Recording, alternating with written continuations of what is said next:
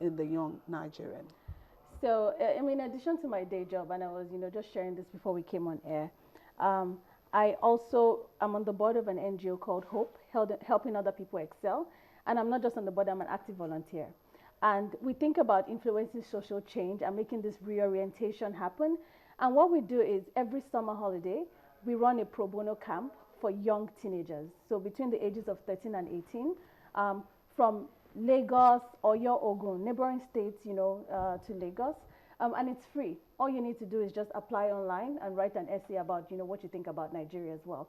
And what we do is sow the seed of transformation in those guys. Sure. We spend, 10 to 14 days on average. There was the first time we did 2 weeks. Last year we did 10 days, and this year we did 10 days again. And what we do is just spend time with them to help them understand that you have options. There's really no hopeless situation.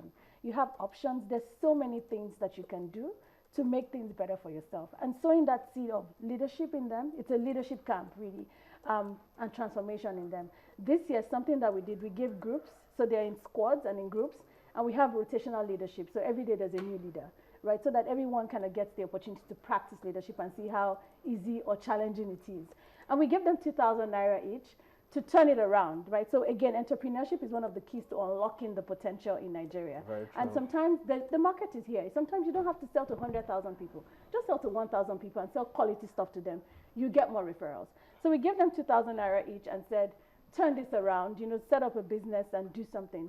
One of the teams in 3 days had made profit of 14,000 naira. Unbelievable. And what did they do? They were selling punch.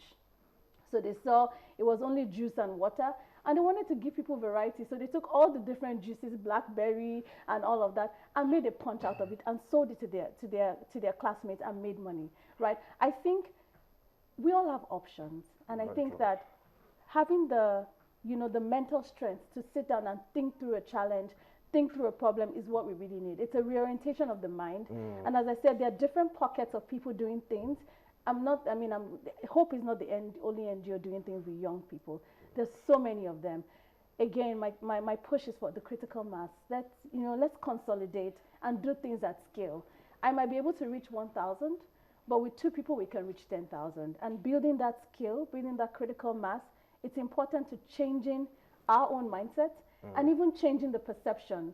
The reason why the perception of the young person is lazy is because those are the people we see all the time, right? How do we make sure that the people we see all the time, the people that are mainstream, are the young, industrious, energetic young Nigerians? Okay, now let me take this to you, Sola. If we are to build a next generation, or this generation to evolve into the leaders that we desire in Nigeria, what do we need to do to get the critical mass of the so-called over 50% of voters in Nigeria, young ones, who can then influence the kind of leaders that will become the leaders that they desire and would empower them to be able to take the bull by the horn and take Nigeria to where they want it to go? Thank you very much. I always believe something.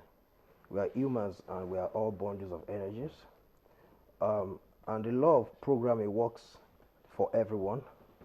So we influence each other. Someone once said that it takes one person to change the entire world. The first time I read that, I felt like I don't understand. How can one person change the entire world? But having worked on this route for a while consistently, I know that that thing is very true. It takes one person with Ebola virus to infect the whole Nigeria.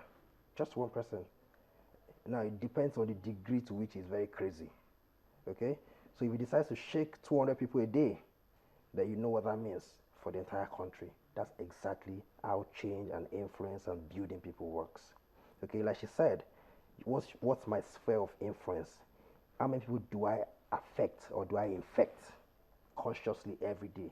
What structure do I have in place? I don't need the government to do that. I don't need the government to mentor young people. I have inspired moments with Sola Akinyemi with young people every week. Okay, they hear something, they ask questions.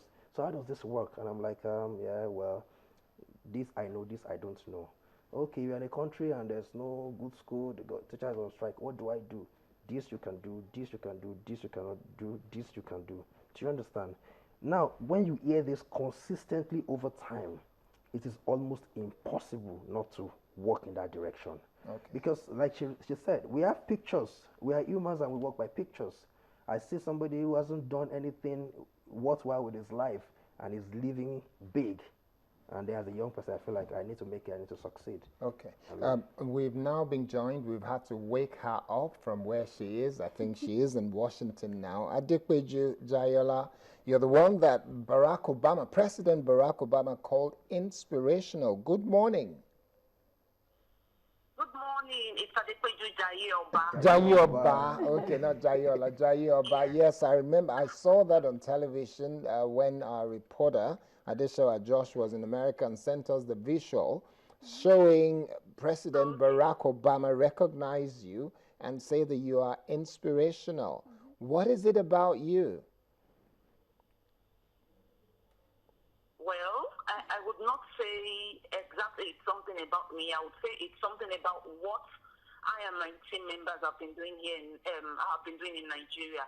Essentially, we work and strive to improve maternal and child health in Nigeria. Nigeria currently has a very bad maternal and child mortality rate, and we strive continuously daily since 2011 to improve the status of women and children in the health sector in rural communities across Nigeria. So essentially, we run two organizations. We have a foundation that trains traditional birth attendants, link them up with skilled birth attendants, convert these traditional birth attendants into community extension workers and referral center agents to improve the number of women in rural communities who have skilled care at childbirth. Then we have a social venture that manufactures delivery kits and supplies to women in rural communities. These women also act as our agents and are able to earn an income to support their families and send their children to school.